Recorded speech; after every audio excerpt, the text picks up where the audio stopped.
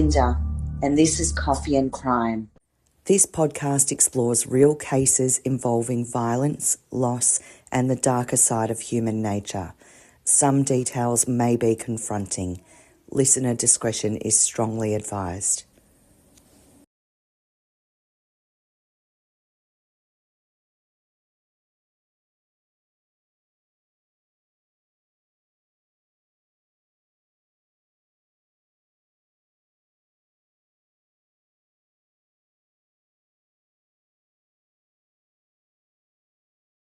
Melbourne, March 1999. A 15-year-old girl leaves dance class after an ordinary day.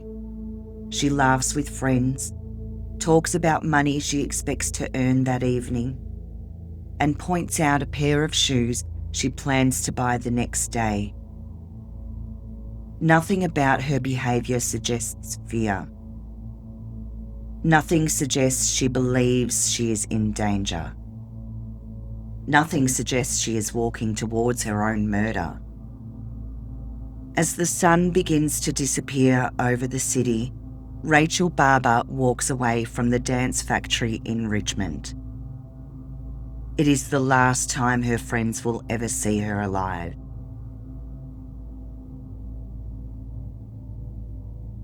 Somewhere else in Melbourne, a plan years in the making is finally reaching its conclusion.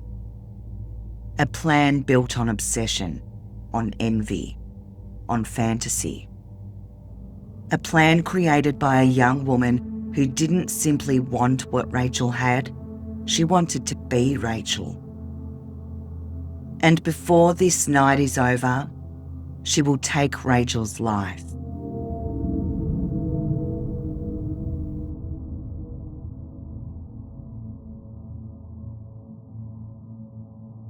This is not a story about a sudden act of violence. It's not a story about a crime committed in anger. This is a story about obsession, about deception, about a fantasy so consuming that it ultimately ended in murder. And at the centre of that fantasy stood 15-year-old Rachel Barber. A talented young dancer, a beloved daughter, a sister, a friend, a teenager with her entire future ahead of her. She had left school to pursue full-time dance training. She was intelligent, creative. She was shy around people that she didn't know and deeply loved by those who did. But while Rachel was building her future, someone else was quietly studying it. Caroline Reed Robertson. To the outside world, Caroline appeared unremarkable. She worked in administration, she had no criminal history, lived alone in a small flat in Paran, yet hidden beneath that ordinary exterior was a mind consumed by jealousy and self-loathing. A mind that had become fixated on Rachel Barber. She believed Rachel would experience the happy and successful life that she herself could never have. And over time, that belief became toxic. Caroline had known Rachel for years. She had babysat Rachel and her sisters. She was trusted by the Barber family, welcomed into their lives. That trust would eventually become the weapon that she used against them. Looking back, there are signs that the obsession had been growing long before Rachel disappeared. In 1997, Caroline arranged to photograph Rachel for what she claimed was a school project. And later, she contacted the Barber household asking for dates of birth. Again, the explanation seemed innocent. A project research, nothing suspicious. But Caroline Reed Robertson wasn't simply interested in Rachel Barber. She was collecting her, piece by piece, detail by detail, life by life. But what we will later learn is that she needed Rachel gone. And so, in 1999, she devised a trap, a fake psychology study, a secret project, an opportunity to earn money.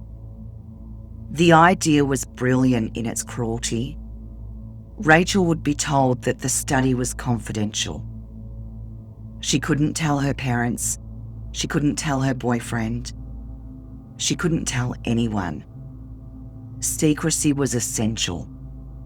The success of the study depended on it. And Rachel believed her. Because Caroline wasn't a stranger. She was someone that she knew. Someone she trusted. Someone who had been part of her life for years. On the evening of 28th of February 1999, Caroline phoned Rachel twice, together lasting around 45 minutes.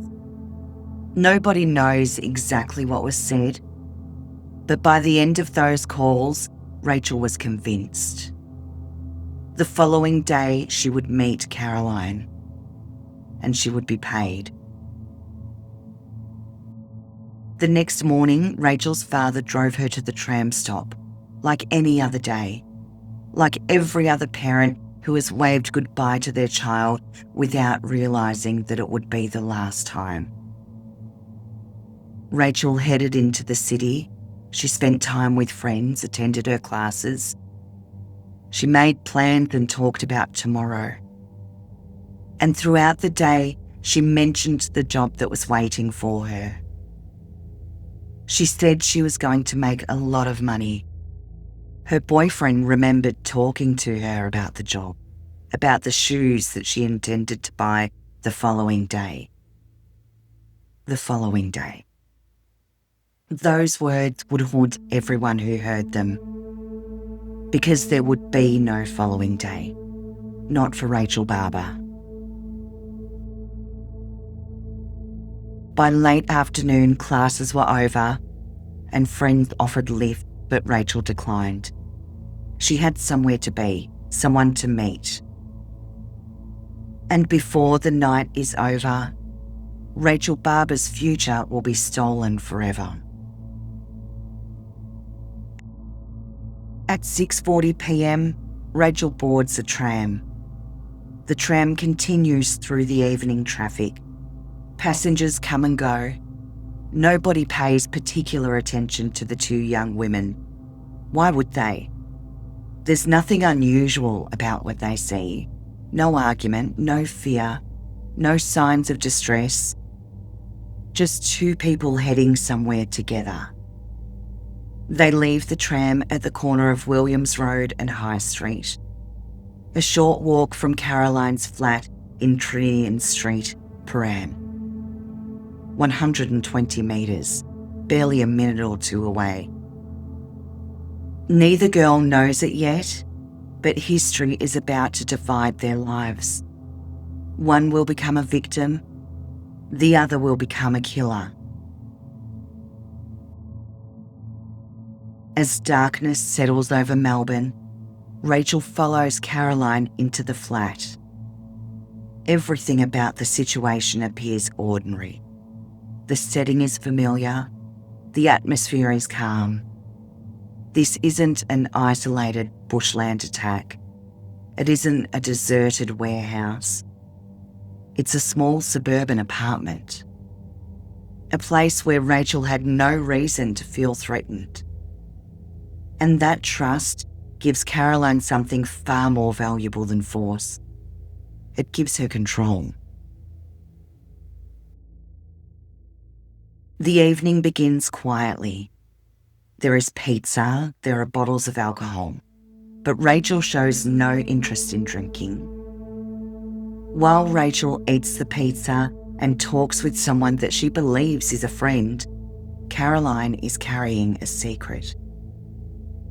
A secret she has carried for months, perhaps years. Because hidden somewhere inside the flat is a length of telephone cord, not a weapon seized in anger, not something grabbed in the heat of the moment, a tool, a prepared instrument, a silent indication that what is about to happen has already been decided. At some stage during the night, Caroline asks Rachel to participate in a relaxation exercise, a meditation. The kind of activity that wouldn't seem unusual, especially in creative or performing arts circles. Again, Rachel has no reason to be suspicious, no reason to fear, no reason to think that she is sitting across from someone who has spent months imagining her death. Caroline instructs Rachel to think of happy things, pleasant things. Imagine that moment. Rachel is sitting quietly, trusting completely, allowing herself to relax, thinking about people she loves, thinking about her future, perhaps thinking about dance, about friends, about family, about the shoes that she plans to buy the next day. And then, just for a moment, the veil lifts. And Caroline didn't want to do it. For a fraction of time, reality appears to break through. The fantasy cracks. The obsession falters. The humanity of the situation becomes visible.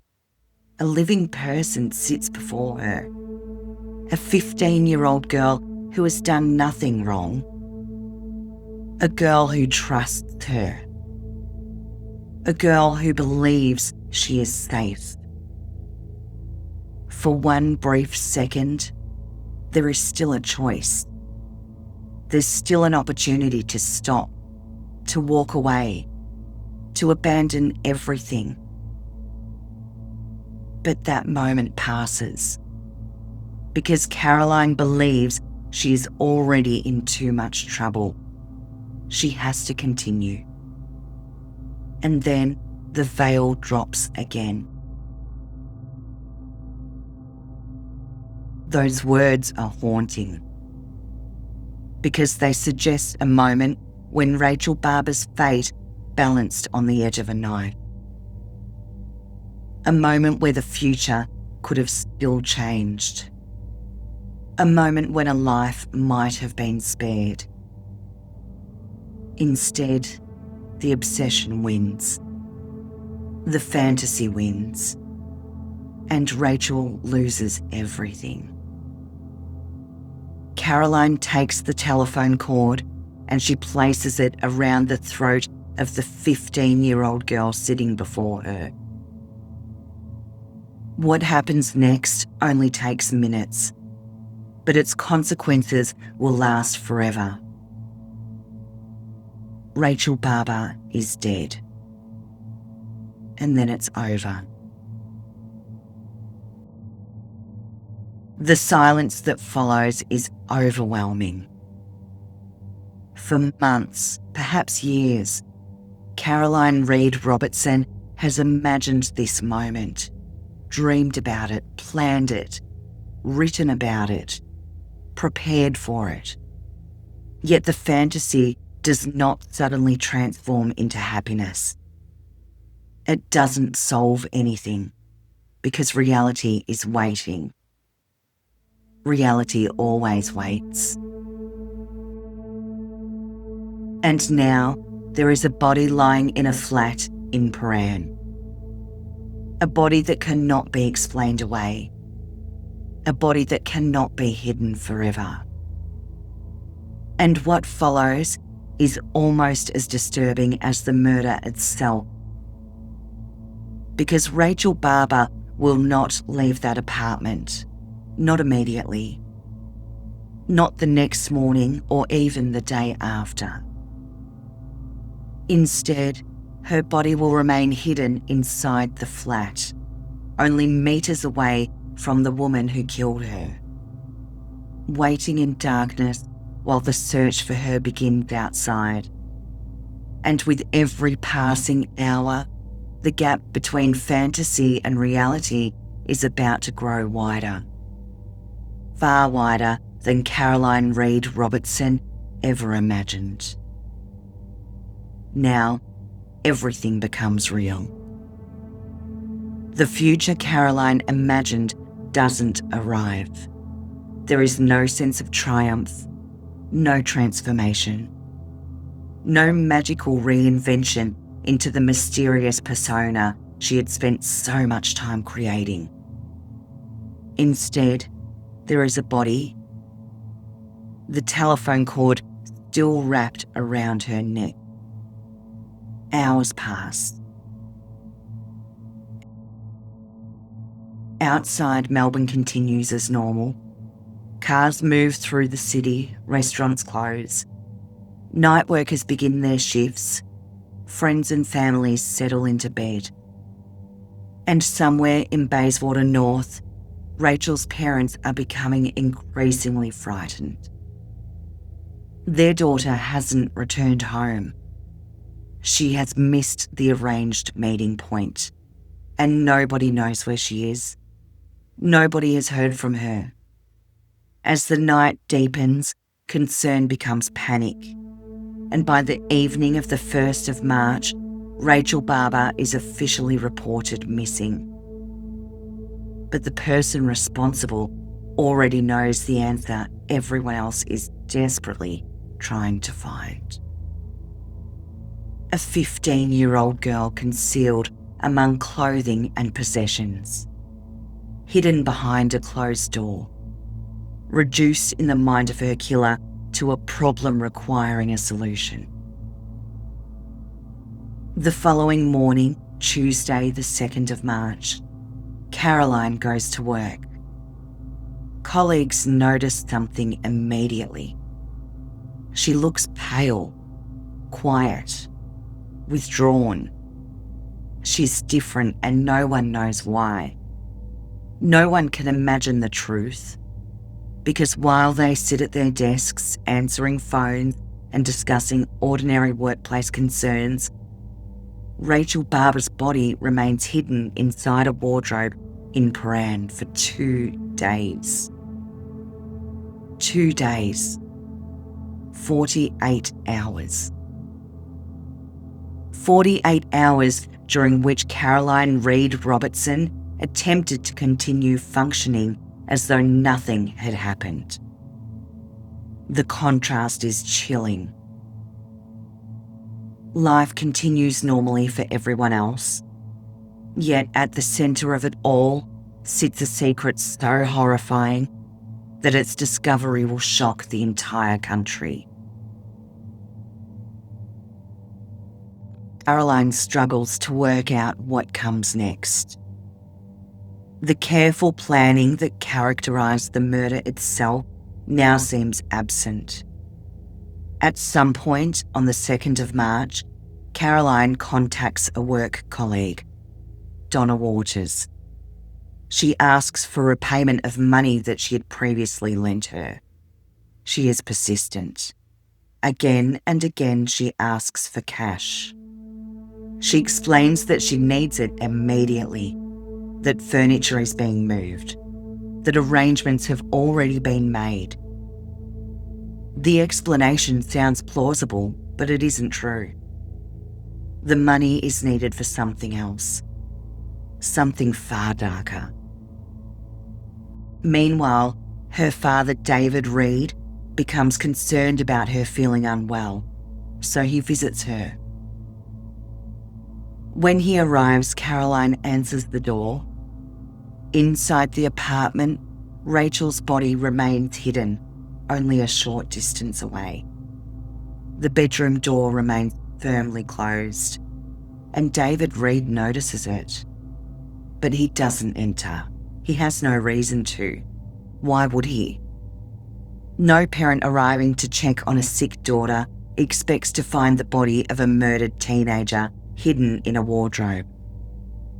And so he leaves, unaware of how close he has come to discovering the truth. Perhaps that moment reveals just how dangerous the situation had become, how close the entire plan was to falling apart, how close it came to Rachel being found. But the secret survives a little longer. On the afternoon of the 2nd of March, Caroline makes another call, this one to Blue Circle taxi trucks. A simple transport booking, the sort of thing that people organise every day. By Wednesday morning, the 3rd of March, Donna Waters provides some of the money she owes. The two women meet, they visit an ATM, and cash changes hands. To Donna, it's simply a repayment of a favour for a friend, nothing more. Yet the money is about to help hide a murder. The taxi truck arrives. And then comes one of the strangest and most disturbing moments in the entire case. Caroline wraps Rachel's body in blankets.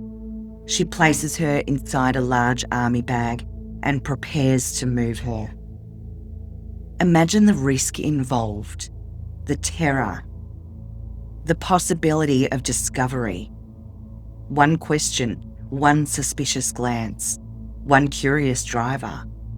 Any of it could have ended the deception immediately. Caroline tells the driver that the bag contains a sculpture. The lie is simple, almost absurd, but it works. The bag is loaded and the journey begins. Rachel Barber leaves Paran for the final time. Her grieving family still continues searching for answers. Friends distribute flyers. Police follow leads. Witnesses come forward. Everyone hopes Rachel will be found alive. No one yet knows that she is already travelling toward her burial site. The property is owned by Caroline's father, a rural property at Old Lancefield Road, Kilmore. It's quiet, isolated, far removed from the busy streets where Rachel spent her final days alive. Somewhere among a grove of trees, Caroline Reed Robertson begins digging. The grave is shallow, hurried. Perhaps because by now the fantasy is collapsing. Reality has become overwhelming. Rachel's body is lowered into the earth, still wrapped in blankets, still bearing the evidence of the violence inflicted upon her. The grave is covered and the scene abandoned. The problem, at least temporarily, appears to be solved. The body is hidden, the evidence concealed, the secret buried. But buried secrets have a way of resurfacing, especially when police are looking for them, especially when families refuse to stop searching, especially when killers underestimate the determination of investigators. Because while Caroline Reed Robertson believes she has bought herself time, the walls are already beginning to close in. Witnesses have seen Rachel with an older woman. Police are gathering statements. Questions are multiplying. And hidden inside Caroline's flat are personal writings that will eventually reveal far more than she ever intended. For nearly 2 weeks, Rachel Barber's family lives in a nightmare. Every morning brings hope. Every night ends in fear. The phone rings constantly. Friends call, relatives call, police call, strangers call. Each conversation carries the possibility of news, any news. Something that might explain where Rachel has gone. Something that might bring her home. But no answer comes, only questions. More questions every day. Meanwhile, Caroline Reed Robertson attempts to continue living her life, or at least the appearance of it. She returns to work, she speaks with colleagues, maintains conversations, all while carrying a secret almost impossible to comprehend. The contrast is disturbing. While Rachel's family searches desperately for their daughter, the person responsible is moving through ordinary routines, buying things, making phone calls, talking about everyday concerns. But beneath the surface, cracks are beginning to appear. The reality is proving far different from the fantasy. The identity that she intended to assume doesn't materialise. The new life never begins, and she starts appearing increasingly unsettled, increasingly erratic, desperate. And nowhere is that desperation clearer than in the strange series of actions that she takes during the days following Rachel's disappearance. One of the most puzzling is a sudden application for a personal loan, $10,000, urgently needed, at least according to Caroline. She tells the bank that she wants to purchase a car. But there is a problem. She doesn't even hold a driver's license. Perhaps it was connected to the fantasy life she still hoped to create. Perhaps it was intended to fund an escape. Perhaps it was part of a plan already collapsing under its own weight. Whatever the reason, the application becomes yet another example of someone scrambling to hold together a dream that was never realistic to begin with. Around the same time, she continues speaking about Rachel, but not in a way one might expect. To some colleagues, she mentions the friend who has gone missing.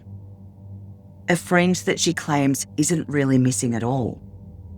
Someone who has supposedly run away before. Someone who always comes back.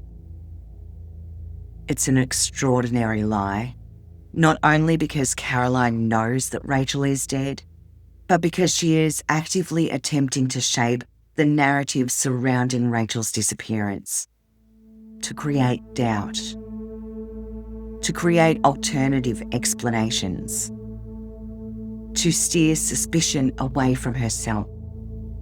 But every lie creates another thread, and eventually those threads begin to tangle. On the 7th of March, Caroline telephones the Barber family home. 14 minutes speaking to the centre of a family's grief. Imagine that call. Imagine knowing exactly what happened, knowing where Rachel is buried, knowing that she will never return, yet still picking up the phone and speaking to the people searching for her. The emotional distance required, the ability to separate reality from appearance. By now, police are moving steadily closer. Witnesses are still being interviewed. Timelines are being reconstructed. Every sighting is being checked. Every lead examined. And one particular witness has provided something significant. A woman remembers seeing Rachel on a tram, and she remembers the older girl travelling with her. She remembers her face. Using that information, investigators create a computer-generated image. The resemblance is striking. The woman on the tram is Caroline Reed Robertson. The circle is beginning to tighten. Then comes Wednesday the 10th of March. A phone call changes everything. Donna Waters contacts Caroline. Police have been asking questions at work. They are looking for her. Suddenly, the investigation is no longer distant. It's no longer something happening somewhere else. It is arriving at her doorstep. And from this point forward, Caroline's behaviour becomes increasingly frantic. The following day she calls in sick, then the next day, and the next. Work is abandoned. Normal routines disappear. The pressure is building. Police are no longer searching blindly. They are moving directly toward her. On the morning of Friday the 12th of March, detectives arrive at her flat. Nobody answers the door. The apartment appears empty, yet something feels wrong. Hours later, they return. This time armed with keys obtained from the real estate agent. Still, they cannot get inside. The locks prevent entry. Repeated phone calls go unanswered. Silence. Only silence. Eventually, the decision is made to force access. Firefighters are called, and an open bedroom window provides entry. Inside, investigators find Caroline Reed Robertson laying unconscious on the floor near her bed, alone, unresponsive. Nearby, there are empty packets of medication. At the time, there is uncertainty about exactly what has occurred. Some later speculate that the stress of the investigation triggered an epileptic episode. Others question whether she had attempted to harm herself. Whatever the explanation, one thing is certain: the fantasy is over. The police are now inside the flat, inside the very place where Rachel Barber spent her final hours alive. And what they find immediately raises alarm. Clothing, bags, items that clearly do not belong to Caroline. Items consistent with a teenage girl. Pieces of evidence that seem out of place. Pieces of evidence that demand answers. The investigation suddenly shifts gears. This is no longer a missing person inquiry. It's becoming something darker. Caroline is taken to hospital. Detective Senior Constable Neil Patterson goes with her. At first, there are simple questions, direct questions. Questions investigators have been trying to answer for nearly 2 weeks. Where is Rachel Barber? When did you last see her? What happened? And then, in a moment that changes everything, Caroline Reed Robertson confesses. Just like that. The mystery that has consumed investigators and devastated a family finally breaks open. Rachel Barber is dead, killed by the person her family trusted. Killed by the woman who had spent years obsessing over her life. Killed by Caroline Reed Robertson. Imagine that moment for detectives. That sudden shift from suspicion to certainty. The realisation that parents who are searching for their missing daughter are about to receive the worst possible news. But the confession alone is not enough. Rachel still has to be found. The next day, Saturday the 13th of March 1999, police travel to a rural property outside Kilmore. The property is owned by Caroline's father, and investigators begin searching. The land stretches out before them, quiet, open, deceptively peaceful. Somewhere on that property lies the answer. Hours pass. Searchers move carefully through the area. Then someone notices disturbed ground, a shallow grave, and beneath it, the devastating truth.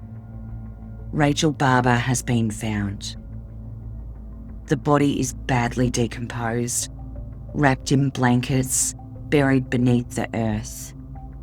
Around her neck remains the phone cord that was used to kill her.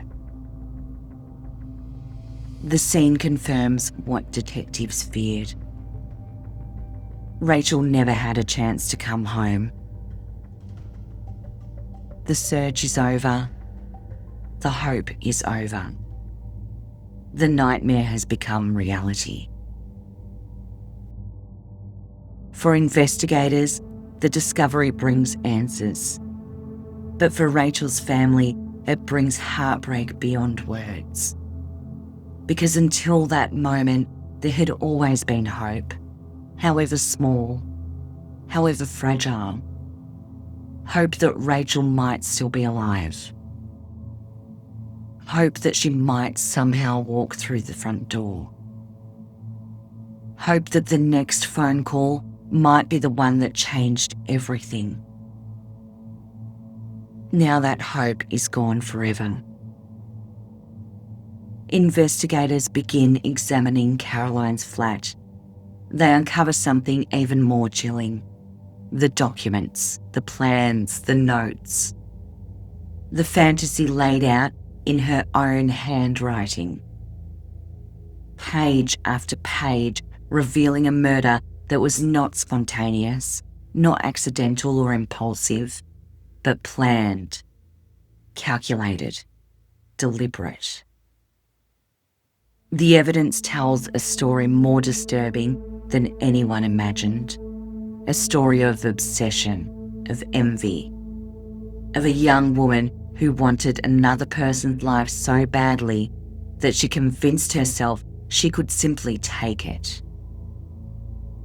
The investigation is no longer searching for answers. The answers have been found. Now comes the task of understanding them. But one question remains. Why?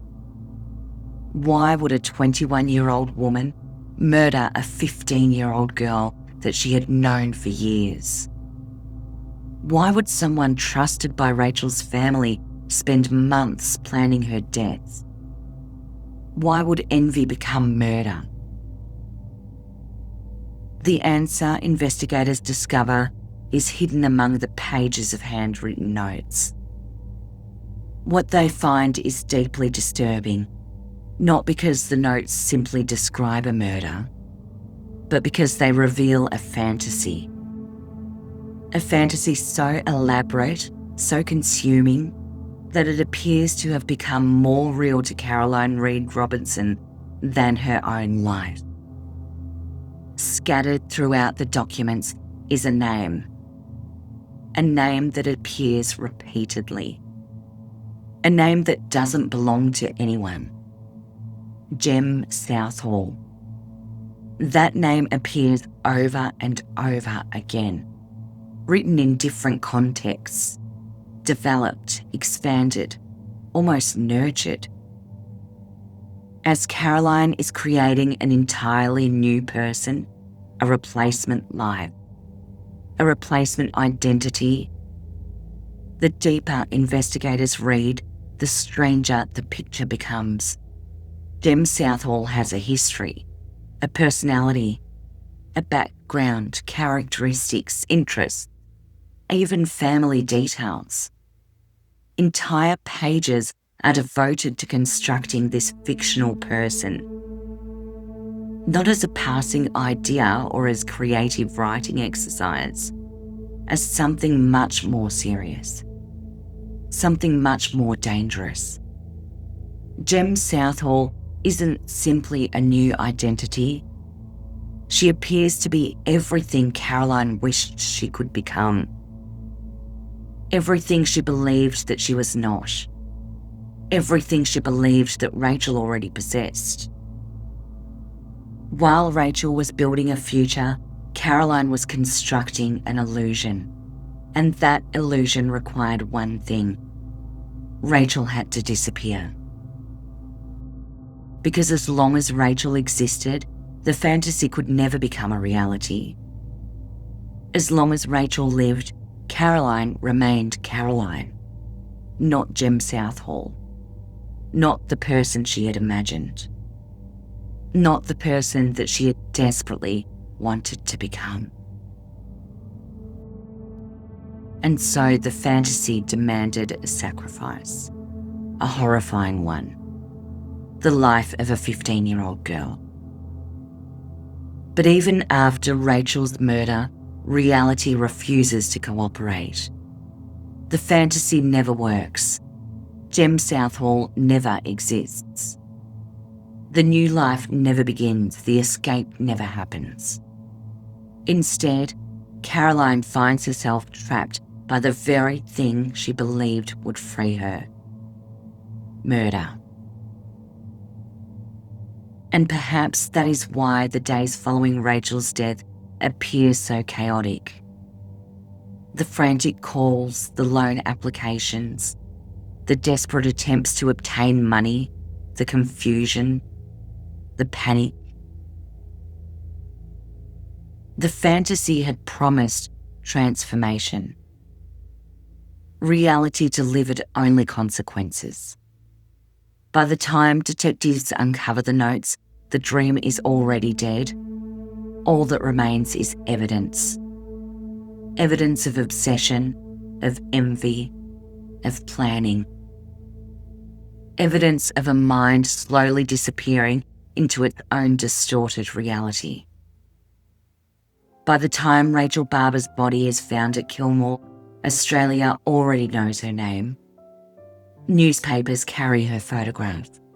Television bulletins replay the story. A missing schoolgirl, a trusted family friend. A murder almost too shocking to think about. To the public, Rachel becomes a headline, a victim, a face on the evening news. But to those who loved her, she was so much more. She was a daughter, a sister, a friend, a young girl standing at the very beginning of her life. And while investigators work to understand Caroline Reed Robertson, Rachel's family are left trying to understand something even more impossible: how to continue without her. In the days after her body is discovered, tributes begin pouring in. Friends speak about her kindness. Teachers remember her dedication. Classmates describe her warmth. Again and again, the same picture emerges. Rachel Barber wasn't simply talented, she was loved. Loved deeply. At the dance factory in Richmond, her absence is immediate, painful. The classrooms where she trained suddenly feel different. Every routine, every rehearsal, every familiar corner carries reminders of someone who should still be there. Because Rachel had dreams, big dreams. The kind only 15-year-olds can have. Dreams that feel endless because life itself feels endless. She wanted to perform, to dance, to build a future doing what she loved. Those dreams ended on the floor of a Paran apartment. In many ways, that reality is what makes this case so devastating. Rachel wasn't targeted because of something that she did.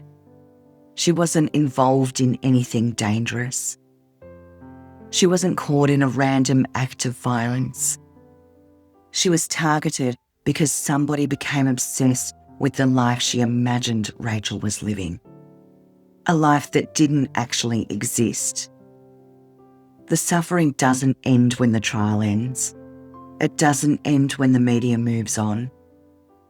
It doesn't end when the sentence is imposed. For the families left behind, grief becomes part of everyday life. Birthdays arrive. Christmas arrives.